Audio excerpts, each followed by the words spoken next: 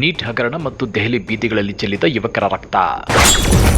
ಭಾರತದಲ್ಲೂ ನೆರೆ ದೇಶಗಳಂತೆ ಯುವ ಕ್ರಾಂತಿ.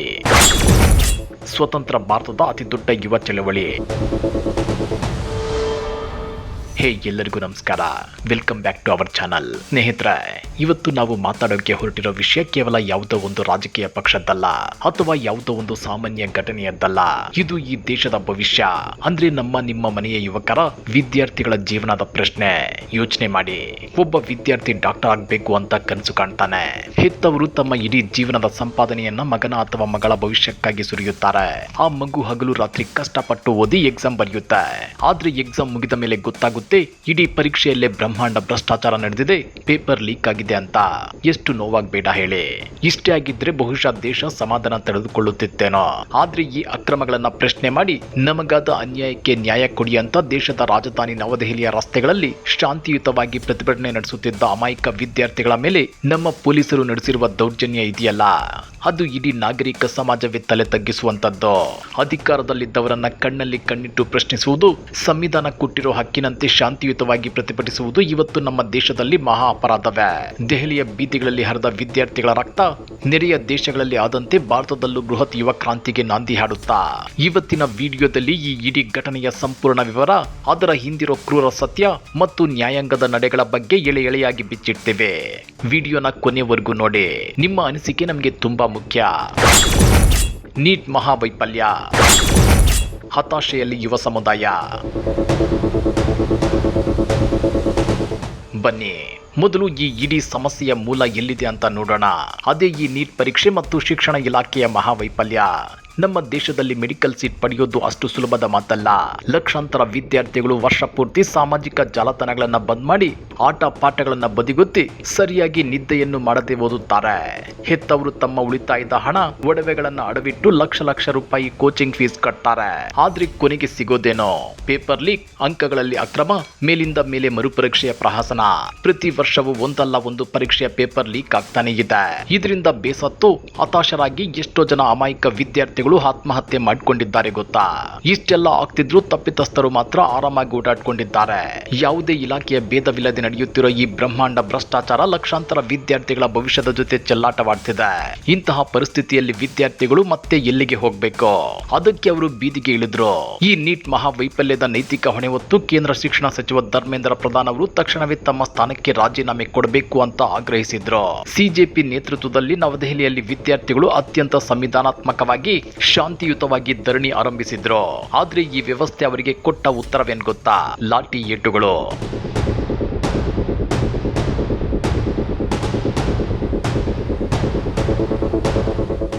ಸ್ನೇಹಿತರೆ, ದೆಹಲಿ ರಸ್ತೆಗಳಲ್ಲಿ ಪೊಲೀಸರು ನಡೆದುಕೊಂಡ ರೀತಿಯನ್ನ ಅತ್ಯಂತ ಸೂಕ್ಷ್ಮವಾಗಿ ಗಮನಿಸಿದ್ರೆ ಇದು ಕಾನೂನು ಮತ್ತು ಸುವ್ಯವಸ್ಥೆಯನ್ನ ಕಾಪಾಡುವ ಸಾಮಾನ್ಯ ಪೊಲೀಸ್ ಕ್ರಮವಾಗಿ ಖಂಡಿತ ಕಾಣುತ್ತಿಲ್ಲ.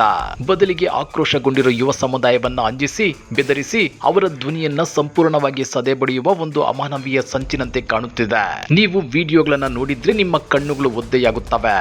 ಪೊಲೀಸರು ಟಿಯರ್ ಗ್ಯಾಸ್ ಶೆಲ್ಲುಗಳನ್ನ ಗಾಳಿಯಲ್ಲಿ ಅಥವಾ ನೆಲಕ್ಕೆ ಹೊಡೆಯುವ ಬದಲು ನೇರವಾಗಿ ವಿದ್ಯಾರ್ಥಿಗಳ ಮುಖ ಮತ್ತು ದೇಹದತ್ತ ತೋರಿದ್ದಾರೆ. ಅಷ್ಟೇ ಅಲ್ಲ, ಲಾಠಿಯ ತುದಿಗೆ ಮೊಳೆಗಳನ್ನ ಕಟ್ಟಿ ವಿದ್ಯಾರ್ಥಿಗಳ ಮೇಲೆ ಹಲ್ಲೆ ನಡೆಸಲಾಗಿದೆ ಅನ್ನೋ ಗಂಭೀರ ಆರೋಪಗಳು ಕೇಳಿ ಬಂದಿವೆ. ಇನ್ನು ಆಘಾತಕಾರಿ ವಿಷಯ ಏನಪ್ಪಾ ಅಂದ್ರೆ, ಸ್ಥಳದಲ್ಲಿದ್ದ ನೂರಾರು ಪೊಲೀಸರು ತಮ್ಮ ಸಮವಸ್ತ್ರದಲ್ಲಿದ್ದ ನೇಮ್ ಪ್ಲೇಟ್ಗಳನ್ನ ಕಿತ್ತು ಹಾಕಿದ್ರು.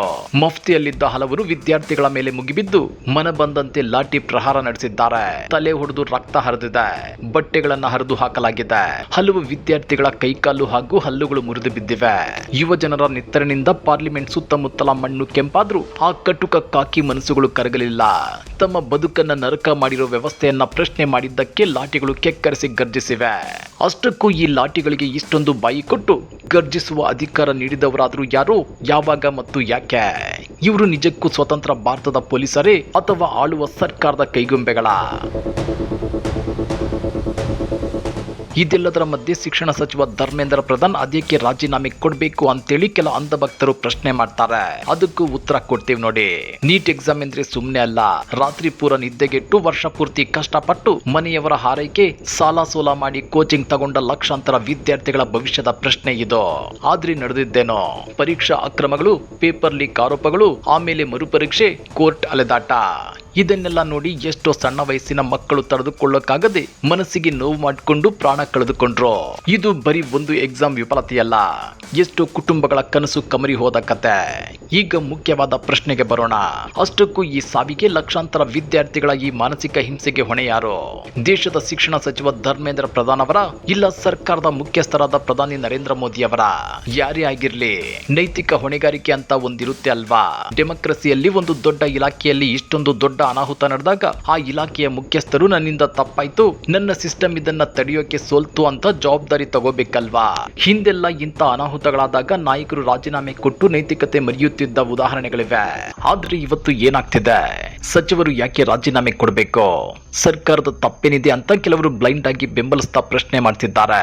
ಅಲ್ಲಪ್ಪ, ಸರ್ಕಾರವನ್ನ ಸರಿಯಾಗಿ ನಡೆಸಲಾಗದೆ ಆದ ಅನಾಹುತದ ಹೊಣೆ ಹೊರದೆ ಹೀಗೆ ಪ್ರಶ್ನೆ ಮಾಡುವ ಬಂಡತನವನ್ನ ಏನೆನ್ನಬೇಕು?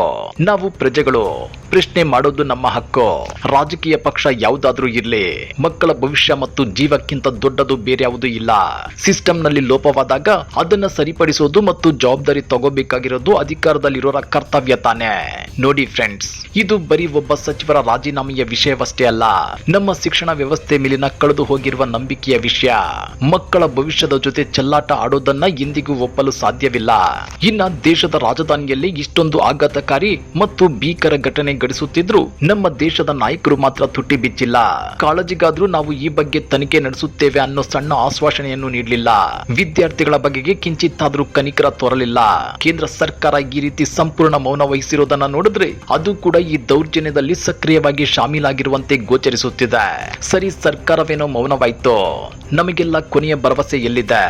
ನಮ್ಮ ದೇಶದ ಅತ್ಯುನ್ನತ ನ್ಯಾಯಾಲಯವಾದ ಸುಪ್ರೀಂ ಕೋರ್ಟ್ ಮೇಲಲ್ವಾ? ಆದ್ರೆ ವಿದ್ಯಾರ್ಥಿಗಳ ಮೇಲಿನ ಈ ಅಮಾನುಷ ದೌರ್ಜನ್ಯವನ್ನ ಖಂಡಿಸಿ ಮತ್ತು ಇದರ ತುರ್ತು ವಿಚಾರಣೆ ನಡೆಸಬೇಕೆಂದು ಸುಪ್ರೀಂ ಕೋರ್ಟ್ ನಲ್ಲಿ ಅರ್ಜಿ ಸಲ್ಲಿಕೆಯಾದಾಗ ನ್ಯಾಯಾಲಯ ತೋರಿದ ಪ್ರತಿಕ್ರಿಯೆ ಮತ್ತಷ್ಟು ನಿರಾಶಾದಾಯಕವಾಗಿತ್ತು.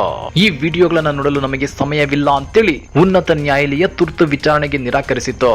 ಯೋಚಿಸಿ ನೋಡಿ, ದೇಶದ ಅತ್ಯುನ್ನತ ನ್ಯಾಯಾಲಯವೇ ಸಂತ್ರಸ್ತ ಯುವಕರ ನೋವಿಗೆ ರಕ್ತಕ್ಕೆ ಸ್ಪಂದಿಸಲು ಹಿಂಜರಿದರೆ ಸಾಮಾನ್ಯ ಪ್ರಜೆಗಳು ಮತ್ತೆ ಯಾರನ್ನ ನಂಬಬೇಕು? ಪ್ರಜಾಪ್ರಭುತ್ವದ 3ನೇ ಮತ್ತು 4ನೇ ಸ್ತಂಭಗಳೇ ಹೀಗೆ ಕಣ್ಣು ಮುಚ್ಚಿ ಕುಳಿತರೆ ಸಾಮಾನ್ಯ ನಾಗರಿಕರಿಗೆ ಉಳಿಯುವ ದಾರಿ ಯಾವುದು? ಕರಗದ ಆತ್ಮವಿಶ್ವಾಸ ಯುವ ಕ್ರಾಂತಿಗೆ ಸಿದ್ಧವಾಯಿತೆ ಭಾರತ. ಇನ್ನ ಅಧಿಕಾರದಲ್ಲಿದ್ದವರು ಒಂದನ್ನ ಮರೆಯಬಾರದು, ಪ್ರಶ್ನಿಸುವ ಧ್ವನಿಯನ್ನ ಲಾಠಿ ತೋರಿಸಿ ಅಡಗಿಸಬಹುದು. ಆದ್ರೆ ಯುವಕರ ಹೃದಯದಲ್ಲಿ ಉರಿಯುತ್ತಿರುವ ಆಕ್ರೋಶದ ಕಿಚ್ಚನ್ನ ಯಾವ ಲಾಠಿಯಿಂದ, ಯಾವ ಅಶ್ರವಾಯುವಿನಿಂದ ತಣಿಸಲು ಸಾಧ್ಯ? ಪೊಲೀಸರ ಬರ್ಬರ ಲಾಠಿ ಏಟುಗಳು ಯುವಜನರ ಮೈ ಮೇಲೆ ಗಾಯಗಳನ್ನ ಮಾಡಿರಬಹುದು, ಆದ್ರೆ ಅವರ ಆತ್ಮವಿಶ್ವಾಸವನ್ನ ಚೂರು ಅಲುಗಾಡಿಸಲು ಸಾಧ್ಯವಾಗಿಲ್ಲ. ಬದಲಿಗೆ ಅವರ ಹೋರಾಟದ ಕಿಚ್ಚನ್ನ ಇನ್ನಷ್ಟು ಹೆಚ್ಚಿಸಿವೆ. ಇವತ್ತು ಪೊಲೀಸರು ವಿಧಿಸಿರುವ ಏನೇನು ನಿಬಂಧನೆಗಳಿವೆಯೋ ಅವೆಲ್ಲವನ್ನ ಮೀರಿ ಪ್ರತಿದಿನ ಸಾವಿರಾರು ಹೊಸ ಬೆಂಬಲಿಗರು ದೆಹಲಿಗೆ ತಲುಪುತ್ತಿದ್ದಾರೆ.